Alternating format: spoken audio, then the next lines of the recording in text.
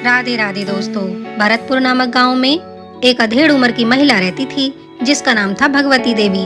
भगवती देवी की दो बेटियां थी। दोनों बेटियां बड़ी ही सुंदर और हर काम में निपुण थी। समय आने पर भगवती देवी ने दोनों बेटियों का ब्याह कर दिया। एक दामाद तो बड़ा अमीर ढूंढा, लेकिन दूसरा दामाद बहुत ही गरीब और साधारण ढंग से रहने वाला ढूंढा। अब ब्याह हो गया, गौना हुआ। गौने के बाद तीसरी बार बेटियां ससुराल जाने वाली थी, सो छेता रखा गया कि पूर्णमासी के दिन दोनों दामाद बेटियों को लिवाने आएंगे। दोनों दामाद पूर्णमासी के दिन भगवती देवी के घर पधारे। अब जो अमीर दामाद था वो तो बड़े ठाट बाट से आया अपनी पत्नी को लिवाने। घोड़ा गाड़ी लेकर आया था, जूते मोजे बढ़िया चकाचक कुर्ता पजामा पहनकर सर पर पगड़ी लगाकर आया। लेकिन जो गरीब दामाद था वो बेचारा पुराने कपड़े पुराने जूते पहनकर ही आ गया। अब अमीर दामाद ने तो घोड़ा एक तरफ बांधा और जैसे ही घर के अंदर प्रवेश किया, बड़े ही जोर शोर से उसका स्वागत किया गया। भगवती देवी ने आगे बढ़कर अमीर दामाद की आरती उतारी, पर गरीब दामाद की तरफ देखा तक नहीं। थोड़ी देर बाद भगवती देवी के बेटे की बहू ने आकर पूछा, अम्मा दामादों को कहाँ बिठाएं? तो भगवती देवी ने कहा, जो अमीर दामाद है ना, उनको अंदर बुला लो और अच्छे से चौकी बिछाकर उस पर बिठाओ, और जो गरीब दामाद है बाहर घर के चरपाई पड़ी हुई है, बोल दो उधर ही बैठ जाएगा। अब बहू को अच्छा तो नहीं लग रहा था, पर क्या करती, पुराने जमाने में सास ननद का बड़ा डर सताता था बहुओं को। बहू ने ऐसे ही किया जैसा कि भगवती देवी ने कहा। अमीर दामाद को तो अंदर बुला लिया और बड़ी सुंदर सी चौकी पर उसको बिठाया, और जो गरीब दामाद था उसको बाहर चरपाई पर ही बिठा दिया। दोनों दामादों को जलपान कराने के बाद बहू ने फिर अपनी सास से पूछा, अम्मा दोनों दामादों के लिए भोजन में क्या बनाएं? तो भगवती देवी ने कहा, अरे जो अमीर दामाद है ना, उनके लिए हलवा पूरी कचौरी और रायता ये सब बना दो, और जो गरीब बैठा हुआ है ना वो बाहर, उसके लिए मूंग की दाल और चपाती बना दो। बहू फिर से बोली, अम्मा ये ठीक तो नहीं लग रहा है। भगवती देवी ने अपनी बहू को डपटते हुए कहा, देख नहीं रही हो, जो अमीर दामाद आए हैं ना, वो काजू बादाम पिस्ता केले सेब संतरे पता नहीं कितना कुछ खाने के लिए लेकर आए हैं, और जो गरीब दामाद है वो क्या लाया है, मुँह खाली हाथ चला आया। मेरी बेटी की तो तकदीर ही फूट गई इससे लगन कराकर, पर अब क्या हो सकता है, बिठा दो उसे चरपाई पर और मूंग की दाल और चपाती खिला देना उसको, और मेरे अमीर दामाद को तो हलवा पूरी सातों पकवान बनाओ। बहू बेचारी मन मार कर चली गई। दोस्तों, जो गरीब दामाद था उसका नाम था किशन, और जो अमीर था उसका नाम था राघव।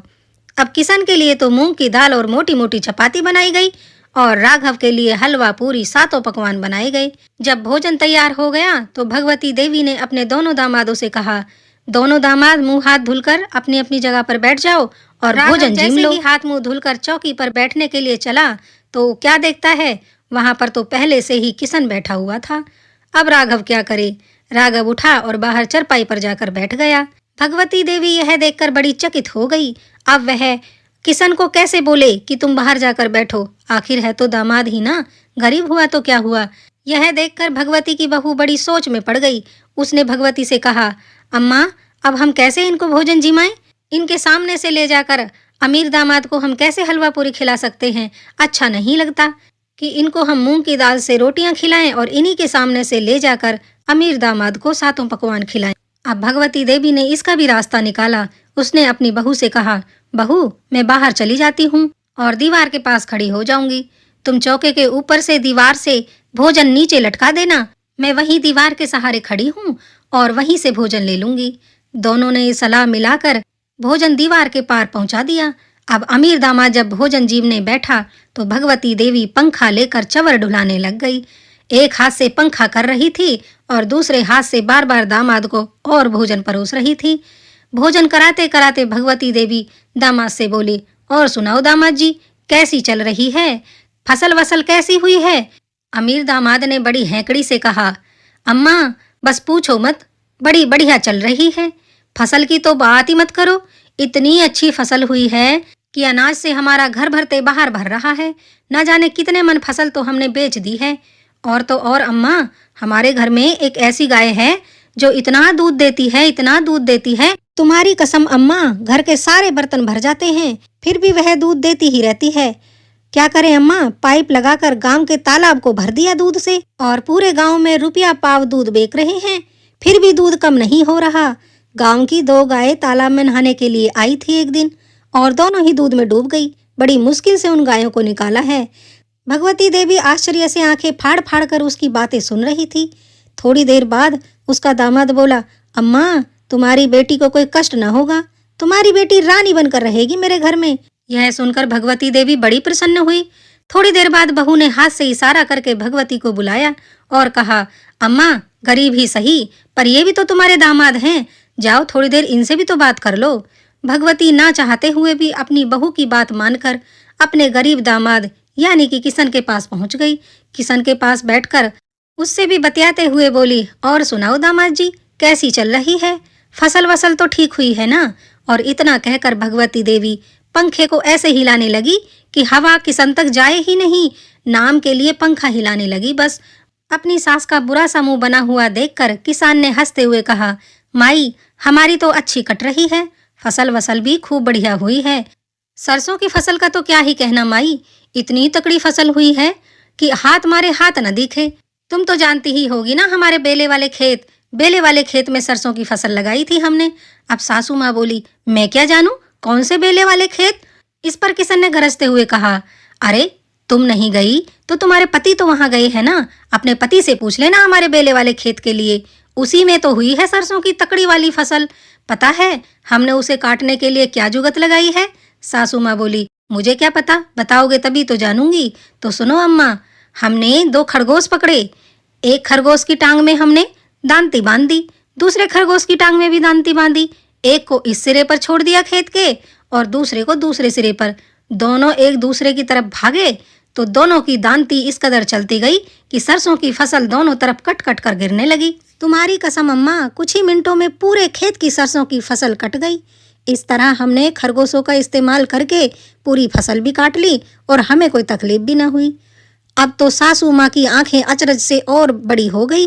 वह बड़े ही आश्चर्य से अपने दामाद की बातें सुन रही थी। अब किशन ने आगे बोलना शुरू किया, अम्मा, तुमने हमारा झबरू बैल तो देखा ही होगा। झबरू बैल? मैं क्या जानूं तुम्हारे झबरू बैल को? अरे अम्मा, तुमने नहीं तो तुम्हारे पति ने तो देखा ही होगा ना, उससे पूछ लेना हमारे झबरू बैल के बारे में। पूरी बैलगाड़ी सरसों की फसल से भर दी हमने और हमारा झबरू बैल पूरी फसल की गाड़ी को अकेले ही खींच कर ले गया। तुम्हारी कसम अम्मा, बैल ने एक हुंकार तक नहीं निकाली, पूरी फसल आराम से खींच कर ले जा रहा था कि रास्ते में एक कुआं पड़ा। कुएं के बगल से निकल ही रहे थे कि तभी वहां पर तेज आंधियां चलने लगी और अम्मा, हमारी सारी फसल सरसों की उस कुएं में गिर गई। कुएं में फसल के गिरते ही हम तो बड़े परेशान हो गए, हमारी तो सारी मेहनत ही बेकार हो गई। अब क्या होगा?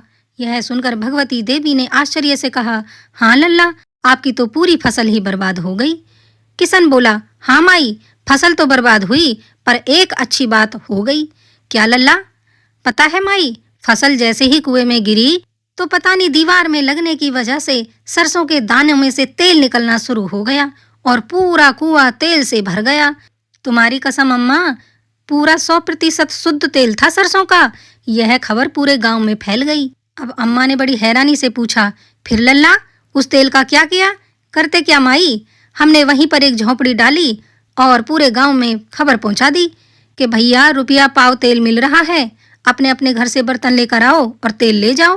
पूरे गांव वालों को इतना तेल बेचा है अम्मा, फिर भी तेल कम नहीं हो रहा है। अब तो दूसरे देशों में भी हवाई जहाज से तेल की सप्लाई शुरू कर दी है। तेरी कसम अम्मा, तेरी बेटी को रानी बनाकर रखूंगा, किसी चीज की कमी ना होने दूंगा। अब तो बुढ़िया ने जैसे ही ये बात सुनी, पता नहीं कहाँ से बुढ़िया के हाथों में जान आ गई और बुढ़िया के हाथों में जो हाथ का पंखा था वो तेज तेज घूमने लगा। बड़े अच्छे से अपने दामाद की हवा करने लगी और बड़े प्यार से पूछने लगी, दामाद जी, शाम को खाने में क्या खाओगे? मुझे बताओ, क्या खीर बनवा दूं? अब किशन मंद ही मंद मुस्काने लगा कि देखो इस बुढ़िया को, अब तो मुझे मूंग की दाल से रोटी खिला रही थी, जैसे ही मेरे तेल के कुएं का पता चला तो कैसे खाने के लिए पूछ रही है कि शाम को क्या खाओगे। बाहर बैठा राघव यह सब सुन रहा था। अब उससे बात बर्दाश्त न हुई। अब तक तो उसकी आवभगत हो रही थी, इसे कोई पूछ भी न रहा था, अब इसकी आवभगत होने लगी। थोड़ी देर बाद मेरी तरफ कोई नहीं देखेगा। जब राघव को लोग पूछ रहे थे तो उसे बड़ा मजा आ रहा था। अब किशन की पूछ हो रही है तो राघव को यह बात बर्दाश्त नहीं हो रही थी। उसने वहीं बैठे बैठे जोर से किशन से कहा, रहने दे किशन, इतनी गप्पे मत हाँक, कहीं सरसों से भी इस तरह से तेल निकलता होगा और तेल के कुएं भरते होंगे। तो किशन ने भी उधर से कड़क कर जवाब दिया, अबे साले, तू मुझसे आओ भगत में जीत गया, खाने में जीत गया, पर बेटा गप्पों में तो मैं तुझसे भी बड़ा गप्पी हूँ, गपशप में तुझे नहीं जीतने दूंगा। देख ले बेटा, थोड़ी ही देर में मैंने तेरे दूध के इतने बड़े तालाब से बड़ा तेल का कुआं बना दिया। अब भगवती देवी को समझ आ गया कि तेरे दोनों दामाद गप्पी हैं और एक से बढ़कर एक गप्पे हाँक रहे थे। अब सब घर वालों को जैसे ही ये बात पता चली, सब जोर से ठहाका लगाकर हंसने लगे और भगवती देवी का मुंह देखने लायक था। अब शाम के भोजन में दोनों दामादों को एक जैसा भोजन करवाया गया। तो दोस्तों, कहानी यहीं पर समाप्त होती है। आज की हमारी कहानी आपको कैसी लगी कृपया कमेंट करके हमें जरूर बताएं। कहानी अगर पसंद आई हो तो एक लाइक कर दें। चैनल पर पहली बार आए हैं तो चैनल को सब्सक्राइब कर लें। दोस्तों, अपना प्यार और सपोर्ट हमारे साथ ऐसे ही बनाए रखें। हमारी कहानियाँ सुनने के लिए आप सभी का दिल से आभार। सब सुखी और स्वस्थ रहें, सबके अन्न धन भंडार भरे रहें। इसी प्रार्थना के साथ मैं सीमा यदुवंशी आप सबसे विदा लेती हूँ। राधे राधे।